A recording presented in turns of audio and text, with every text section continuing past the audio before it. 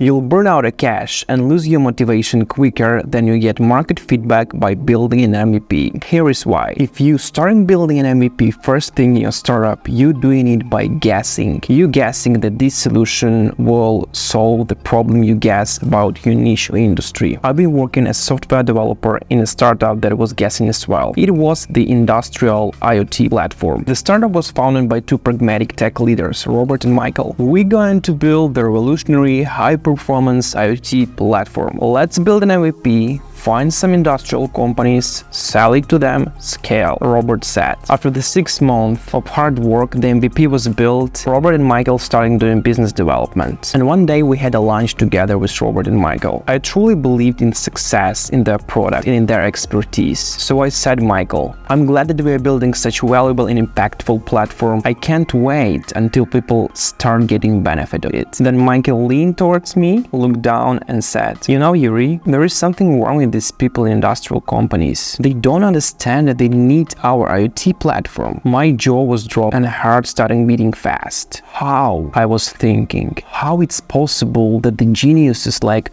Robert and Michael can't convince industrial managers that they need the IoT platform? After a couple of months, when the startup operations were paused, I asked Robert, how it's possible that we spend so much time, so much effort, so much investors' money into the platform that no one wants to use? It's business, said Robert, hunching shoulders. As a result, this startup was terminated because no one needed this IoT platform. After seeing this lesson, I have understand the importance of validating your hypothesis before starting building an MVP. Because when you hypothesize, even if you have some facts, some data, even if you know the industry, in most cases you will build 80% of waste and 20% of useless functionality. And this has also happened to another startup where I was working as a software developer. It was the data platform for brain scientists. The startup founder Amelia had an idea about how the platform should look like, so she provided a detailed set of requirements. Amelia had a pre-seed investment, so she decided to build it an MVP straight away. The MVP was built in 8 months. We will need to make a bunch of changes, said Amelia after the first session of presenting the platform to the scientists. So the engineering team continued sweating to make adjustments after each feedback from scientists. It was continuing before everyone understood that most of the platform needs to be re-engineered. The real user journeys that scientists has been using were much different than the requirements provided by Amelia initially. I need to inform you that unfortunately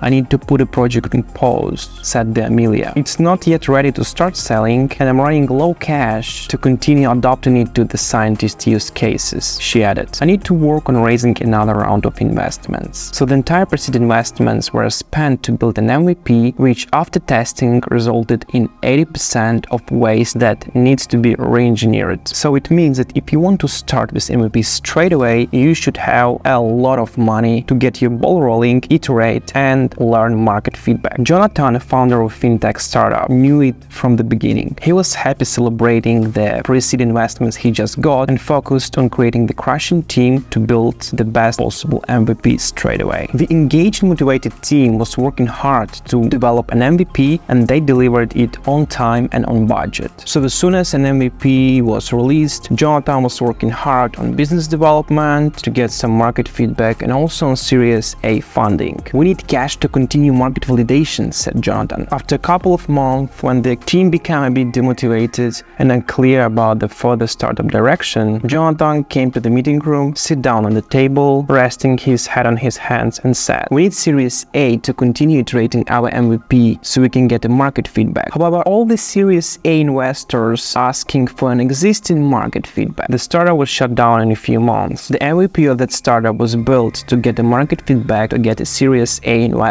However, the Series A investments were required to get the market feedback, so it resulted in long and expensive learning cycles, and this is another reason why you shouldn't build an MVP straight away. However, I have been contributing to another promising startup, a multi-level referral marketplace. The startup founder Andrew was an experienced multi-level marketing industry insider. He designed the system requirements and the MVP has been built in 7 months. This type of referral program doesn't work for this niche, said Andrew in the meeting after a few weeks of initial launch. Let's build the following referral program next. And then Andrew explained the next strategy properly. The next launch didn't get enough friction. We are out of the niche buying season. Let's wait until the next season begins and then we scale, said Andrew. The next season launch required iteration as well. Let's build it again, said Andrew. Hopefully finances were not an issue for him. This season we will crush it, Andrew said. We made a bunch of iterations and now we are on the hot spots. That season the competitive company showed up. They have a polished product that was a few steps ahead of the Andrew startup. Andrew left the meeting room slamming the doors with the red face. After a few months, the product lost traction and was overrun by competitors. Even if Andrew had enough finances to build an MVP and learn from it, he still lost a lot of time on learning because the learning and building loops were very long. However, you can learn much efficient if you focus on learning versus building an MVP straight away. While you focus on learning, you shouldn't be worried about engineering the product. You are caring about understanding what's in the mind of your customers with the least engineering possible. There are a lot of market research and product management techniques that will help you to validate your hypotheses and learn your customers quickly, easily with almost no engineering. So if you're interested in learning these techniques, make sure to subscribe to my channel where I'm sharing the practice-learned principles, techniques that will let you to start and grow your successful tech startup with the fewest efforts possible. So thank you for watching. Click here if you want to watch more. Thank you so much. And if you like this video, please click the like button.